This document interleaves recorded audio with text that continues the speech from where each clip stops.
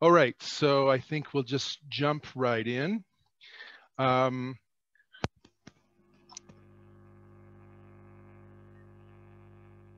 David, לא שומעים אותך. Okay. How about now? Okay, we'll do it like that. It's very good that Natan started off because he's a direct lead-in and it's a lot of what I have to say, as you will see. My topic is actually why in the EB2 and EB3 there's so little in the way of mortuary practices and evidence for ritual activity that is connected to mortuary practices. I will also, I'll deal with two different things, the invisible aspect, but also what is visible, the outliers, and how those are significant. The first starting point for this talk is that the major EB2-3 sites throughout the country are almost universally lacking in cemeteries or tombs, with rare exceptions. And here's just a partial list that we reference. Then there are cases where there are single EB2 or EB3 tombs, and these are the unequivocal cases. Here are most of them. I think there are a couple more that have recently been published in excavations and surveys, Hadashot Archaeologiot, but for the most part, these are very, very rare, and they are single tombs. All of these occur in or next to an existing early Bronze 1B tomb or cemetery. So they're never on their own almost. And they all seem to belong to the early EB2. We'll get into that a little bit more later without going into too much detail. So let's start with some examples of these single tombs, some of which are quite well known. Start with the Kinneret tomb, the very famous tomb, which is located about a kilometer away from Beit Yarach, Tel Beit Yarach, published by Mazar, Amiran, and Haas in 1973. It's a typical shaft tomb in the bedrock of the kind that Natan described just before us. There are three phases here. The earliest phase is apparently EB1B, although Dunievsky's drawings suggest that the vessels that were found in this lowest phase actually are EB2, but we won't get into that. And then there are two other phases above that, which are EB2. Note that there is the same practice of covering the previous burial with soil, just like Natan showed us in the EB1. This is the earliest phase that Ruth Amiran identified. It is with the spouted vessel and the amphoriscos, etc. This would go with the Greenberg expedition's Tel Beit Yarach group B, EB1. And then on top, the upper groups, the upper strata of pottery belong to Tel Beit Yarach group C, where you see the typical Abydos class forms. There is metallic ware here in large quantities, etc. And of course, these interesting goodies of the kind that Natan also talked about, and here is the place to raise the emphasis on the personal and status items, as opposed to the burial kit, which is standardized. These are the things that tell us a little bit about who these people were in their lives and perhaps in their deaths. So three phases, the earliest is very minor, only 4 or 5 vessels were identified by Amiran, and the next two are much larger as far as the number of vessels. Haas could only discuss 2 minimum number of individuals and their morphologies, but this is meaningless because there was such a mess in the tomb, and it was they didn't identify the bones in a proper way, and it was also published 30 years after the excavation. So there wasn't much left. And to also lead in from what Natan talked about, the bones are cremated. And the bones are cremated before interment and then deposited in the cave. We know this because the cave and the other finds are not burnt. So they are cremated somewhere else and then brought into the tomb, which is a continuation of one early Bronze 1 practice. Let's now move into the Ashrat tomb that Natan mentioned also, where we start with here. The tomb is marked in green in the IAA survey website, and the Tel is right over there. So it's a cemetery of Tel Beit Emek. Here's what the tomb excavated by Smithline looked like at the time of excavation. Note that the other red spots around here also, some of them are also part of the cemetery. So it's a large cemetery. It's very disturbed. Only one individual from the EB2 was identified. It's the last burial. And it also is a continuation of the EB1B tomb that was reused in the EB2. And this is the cemetery of Beit Emek. So here is the assemblage. These are just the vessels that Smithline identified as being in primary deposition because most of the stuff was churned up and disturbed by different people over time. So you can see once again the abidosware, which is apparently this is the way that people identify and separate EB2 from EB1B. As soon as you got that and metallic ware, then you're in EB2. So that's the one aspect of the primary deposition, and this is all the EB2 stuff. So in sum, Asherat is difficult because it's so disturbed. The early EB2 is identified because of the spouted vessel in the assemblage, and once again because of the metallic ware assemblage in the tomb as well. If we move over to Gadot, the next tomb in this small group of EB2 burials, excavated by Greenberg and published in 2001, it's a similar setup. It's a shaft tomb with quite a few vessels in it. It's also an EB1 tomb that is reused in the EB2. You could say that there's continuity here. Perhaps there's the same lineage. Demographically, because here the skeletal remains were identified, it represents an entire spectrum. And this again is a multiple burial tomb. It probably is the cemetery of Tel Eteret, which is located on the Jordan River, of course. We have a very conspicuous EB1 assemblage with the crackled ware and other typical items. We also have this fascinating Kernos ring of combined vessels of the type that you found in Byblos and at edh-Dhra in the EB1. We won't go into that too much right now. And then you have on top the EB2 assemblage, which contains, once again, the typical jugs, abidosware, and metallic ware. If we go now to one of the En Asur tombs, Tomb 80, which was excavated by Gozelani and Sharvit about 20 years ago, we have a similar setup where the topmost tomb, the topmost burial assemblage from what's called Locus 170 is the EB2 assemblage. Everything underneath it is EB1. And this is all that was found together with that assemblage. And you can see once again, this is the criterion for dating the tomb. So those are the sites where there is unequivocal EB1 material in a single tomb, and that tomb stands alone in its context. There are a number of other tombs that are more equivocal in these 4 places, and there are a few more, in fact. I should have included Tel Afar North.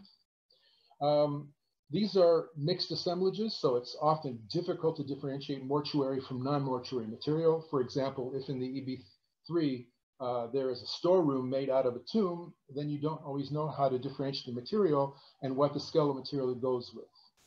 Also, sometimes it's difficult to distinguish between the late EB1B material from the early EB2 material. So these are equivocal cases. I bring them up because there probably is EB2 material here, but it's equivocal. Where do single EB2 tombs occur? I've marked them on the map here. And this is pretty much all of them, including the equivocal cases, with the exception of 1 or 2 more examples that are in the Hadashot Archaeologia journals from the last couple of years. Greenberg points out that these individual EB2 tombs are like entire EB1 cemeteries in that they are an attempt to mark territorial attachment by EB2 settlements at a distance. These tombs are rarely right next to the site. They're sometimes a kilometer or more away. And he sees these as perhaps territorial markers. It's worth thinking about. Now let's look at the two examples of sites with EB II-III cemeteries that are rare examples. There's only two of them, of course, Jericho and edh-Dhra. And let's start with Jericho from the Kenyan years. On the left is the map of the cemetery, which is to the north of the tell. There's the tell right there. The Jericho tombs, I've labeled them and color-coded them by period. There's a total of 7 EB1 or proto-urban tombs.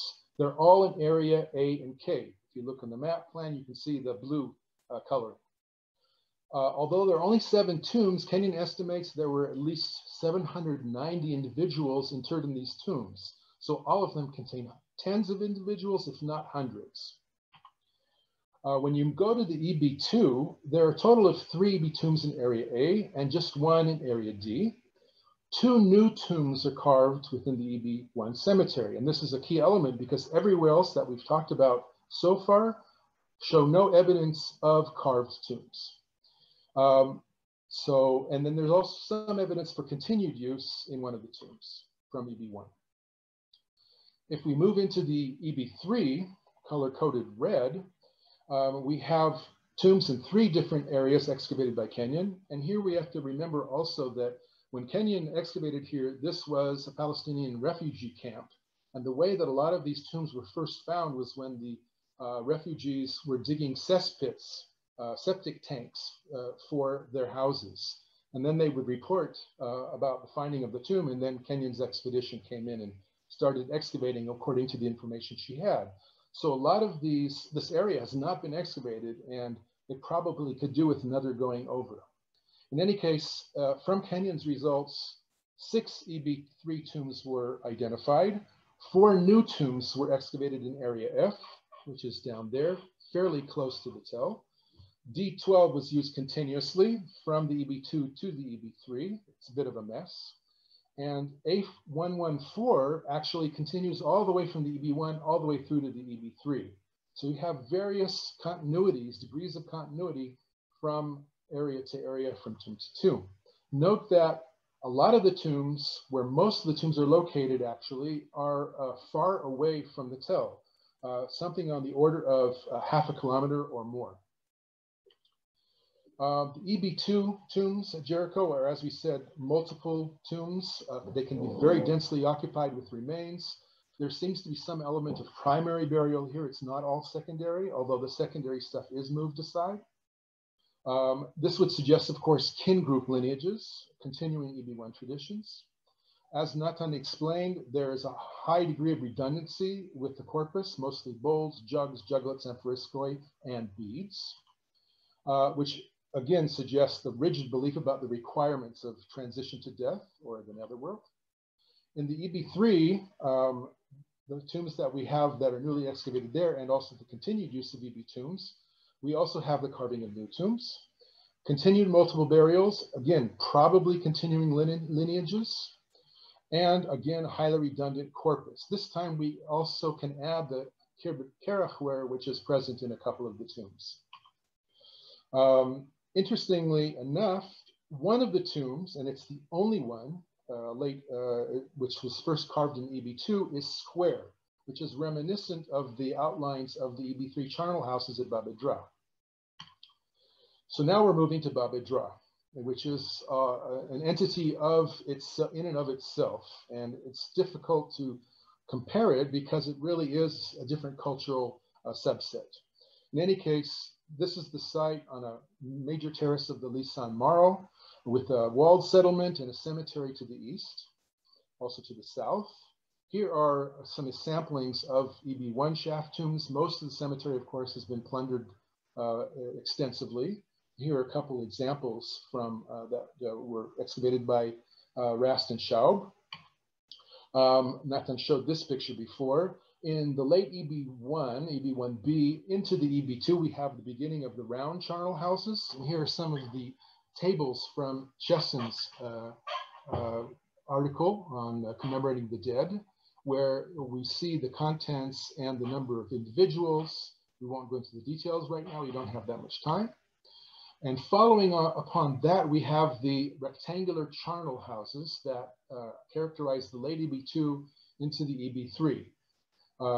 Here's an aerial photo of some of those in a drawing. Here is one of the great reconstructions that Chesson commissioned that appear in her articles. We should all be doing a lot of this because it's very evocative. And in this table, we see that when we look at the periodization, everything is EB2-3. In other words, there's a complete continuity here, and Chesson and Rast and Schaub were not really able to differentiate them that much. And that again is emphasized in this chart where we look at the grave goods present in the edh-Dhra charnel houses.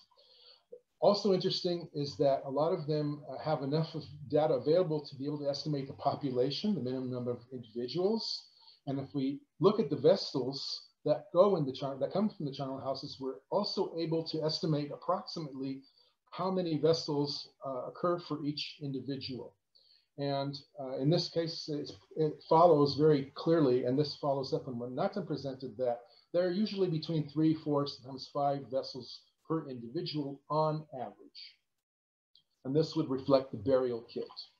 I would, however, like to point out that once again, these special objects are the things that are really interesting that point to personal status and personal preferences. And this perhaps needs a little bit more study. For example, who gets a pallet, who wears a pendant, etc. Chesson has divided the charnel houses into lesser charnel houses and greater charnel houses. And from the table, you can see that the lesser charnel houses are defined as those that have a lot less stuff in them. So now we've looked at the things that everybody has talked about, and that's fairly normative, either single tombs or the 2 examples of cemeteries. Now let's look at some of these actually more anomalous contexts at different sites, which may explain a lot about what's going on in the EB2 and EB3 burial. If we go to Tel Arad, the very famous Amiran excavated site, and we start with the EB1, there's only 1 tomb in EB1 Tel Arad, which is quite strange when you think about it. There were approximately 16 individuals in that tomb. You would expect for there to be more tombs. And this leads me to think that perhaps this tomb represents one group of people, one, let's call them ethnic identified people, who maybe are Northerners, as opposed to other people who came from the South and buried their dead in different ways, perhaps. If we move on to the EB2-3, of course, there are no cemeteries or tombs per se, but there is one skeleton located in area K. Underneath this wall from stratum 2, in a pit underneath that, it belongs to stratum 3. It is a flexed skeleton of a 50 to 60-year-old male with no burial goods whatsoever. This is, as I pointed out already, completely anomalous. It's very unusual. There might be a couple other examples, but there's a story here with this individual. The Nico Haas did not identify any pathologies. It doesn't look like there was any violence. What is this individual doing buried under the floor of a building next to the city wall? It's a mystery story. At Rosh Nikra, the publication is very sketchy, only in the Encyclopedia of Excavations by Miriam Tadmor. There's a pit located about 100 meters up the slope from the kibbutz, above the tell of Rosh Nikra, that contains great quantities of human bones and EB3 shards in a pit with no associated features. And this may be a key to part of what's going on in the EB3. This idea that perhaps there are charnel pits that are scattered in the landscape that we are just not finding. Megiddo is another part of the story. Of course, in the EB1, there is an elite cemetery here that I've written already about, which is shaded in the center plan in what's called the Eastern Slope. The Megiddo stage is so-called. I've also pointed out the Seidel building complex may be a mortuary temple complex. I won't go into all the reasons now, but it's located smack inside the cemetery. And it's the only example of architecture inside an EB1 settlement anywhere in the southern Levant. So I'm suggesting that these may be sort of mortuary temples. Here's what one of those looks like up close from Elliot Brown's research into the archives in the University of Chicago. And then we have what happens in the EB2, which is almost nothing. Seems to be very sketchy, if at all. And then when we move into the EB3 and the palace in area BB that Matt just talked about at the beginning, during this time period, there are no tombs in the cemetery of the Eastern Slope. There's nothing. What we do have is some occupational debris, some industrial remains, and piles of bones. This is one of them. There's a smaller one and this big one, which seems to be a place where somebody collected the bones from all the tombs all around and put them into a crevice in the rock and left them there. And it may be that this is something that happened in EB3 because of the industrial remains and storage facilities that exist all around. And for other stratigraphic reasons that I won't go into right now. So these are secondary deposits of human bones that are not actually intentional burial ritualized per se. Matt also talked about the Triple Temple complex and dated it to the Intermediate Bronze Age. I would like to raise another possibility, and that is that the next slide? The ritual area of area BB, area J, is located right above the cemetery of the Intermediate Bronze Age, which is reinvigorated. And most of the tombs here date to the Intermediate Bronze Age. Many, many tens of them, if not more, of different kinds, the kind that Spica Greenhoof wrote about. It was also interesting that Matt pointed out the staircase that links the cemetery with the temples. And I would like to suggest as a possibility that the temples have some kind of mortuary function as well. And now for issues that crop up when people try to date burial assemblages to the EB3. And here's one example from Karen Covello-Perran's excavations at Horbat Zelef, which is actually a very fine excavation and very well documented, which allows one to arrive at different kinds of interpretations. So there's the site at the foot of Mount Tabor. Here is the cave. And the cave has 5 layers in it. EB1 to begin with, and then a so-called EB3 layer, and then a more substantial intermediate Bronze Age level above that. And the actual remains, this is the EB1, which is of course substantial and lots of material and lots of skeletal material. And it's quite typical in the burial kit. There we go, including a metal item. And the beads, of course. But when we get to the EB3, this is everything that's there. There are no complete vessels, it's only a few shards, and there's no skeleton per se, just some scattered burial stuff around, some scattered bones that are not articulated or anything else. And Karen has suggested, and above that, of course, is the Intermediate Bronze Age stone platform, stone pavement, and underneath that are these scanty remains. And so because below and above is a burial assemblage, which is very clear, I think that Karen attributed this to a burial without being able to really point out skeletons or skulls or anything that was specifically, that goes with the EB3 pottery. And I think that actually, this is the IBA stuff, I think that actually it's not a burial.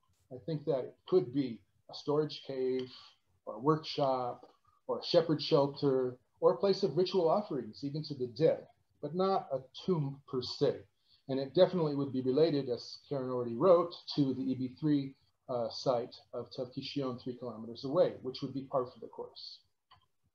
David, you have 5 more minutes. The other case of Afula, which was excavated in the 1930s by Sukenik and published only in 1948. It's located some distance away from the Tel. We're under the water tower. This is what it looked like a few years ago. There is it's a series of pit graves from the Middle Bronze Age and Late Bronze Age next to the water tower. Here is one of the drawings of the pits showing in the upper levels MB2-3 burials, an MB1 burial with an MB1 type open bowl like you find at Megiddo. And it is on the same elevation as the Khirbet Kerachwar that apparently had bones associated with them. David, you have... problem that the grave goods here are very fragmentary. The human remains are very fragmentary because of repeated burial and disturbance. The depths of insertion vary. The MB1 and EB3 remains are at the same depth a lot of time. And the skeletal remains, again, are not skeletons. And there's no mention of skulls. It's only scattered bones.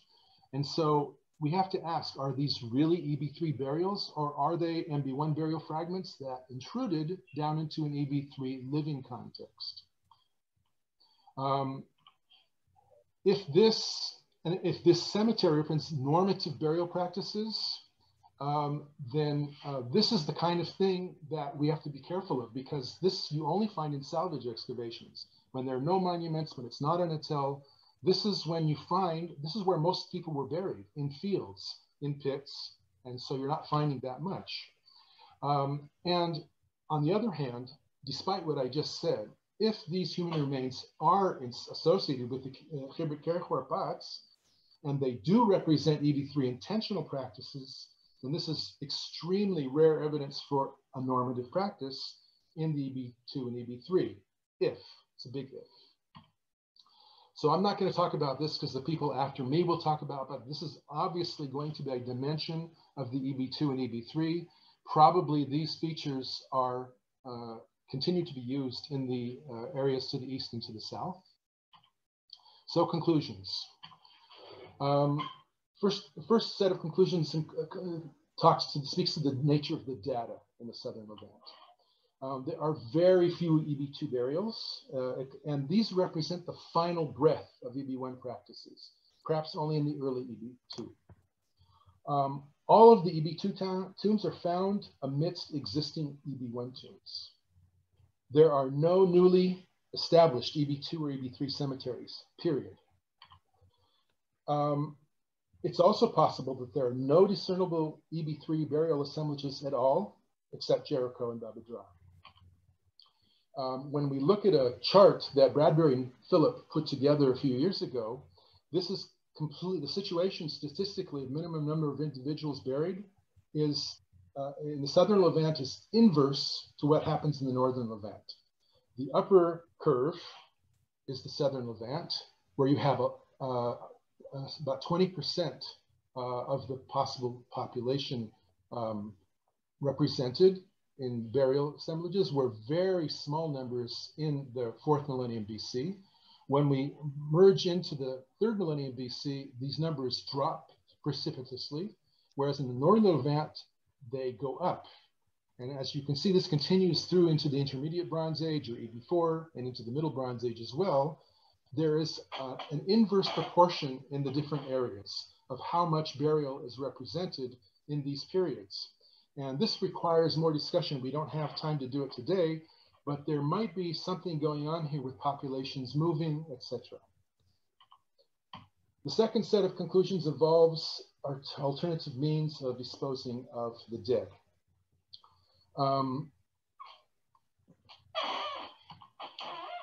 The dead can be buried in rock-cut tombs, continuing EB1B traditions, and this is rare.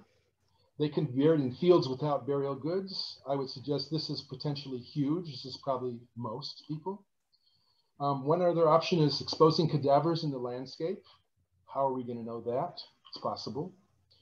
Another option is burying in the landscape with burial goods, but undetected. Salvage excavation would have encountered this, so that's not a possibility, I don't think. Cremation is another option. Comparing it to the Kinneret cremations, perhaps the EB1 cremations are just the first phase, and perhaps there's a lot more of that going on, and we're just not finding any of it. And Kinneret might represent a hybrid form of interment, both cremation and interment, perhaps. Now, the charnel houses at Bab-Dhra seem to be unique, but maybe they're not. Maybe there were a lot more of them throughout the landscape, and they're not in sites, and we're not identifying them at all, perhaps. But again, salvage would have found a few of them, you would think. Finally, differing beliefs are represented here. the EB2 and EB3 people were not a homogeneous group. There were different population groups in different regions. Natan hinted at this in his lecture.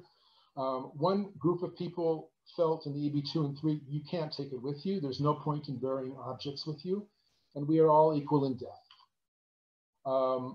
Greenberger suggested that this represents the community of the living preferred rather than the community of death and the lineage of ancestors, which is a powerful thing. The charnel house is seen to commemorate ancestors in kin group collectives. And cremation could have two different orientations. One could reference the idea of the spirit going to the heavens with the smoke, or perhaps following John Brooks' thesis from Great Britain, that when you cremate, the body is easily broken up and then the pieces can move about in the landscape. David, you need to finish. Make this the essence of the human being present. It's a possibility. And finally, I'd like to end up with this famous movie, Narayama, the Ballad of Narayama, which is about life in Japan in the medieval period. And it does a lot about death and a lot about birth and the relations between the two, where the ongoing motif is the old woman being brought up to the sacred mountain to die there in the cold without any burial goods whatsoever. Food for thought, and I'll leave it right there.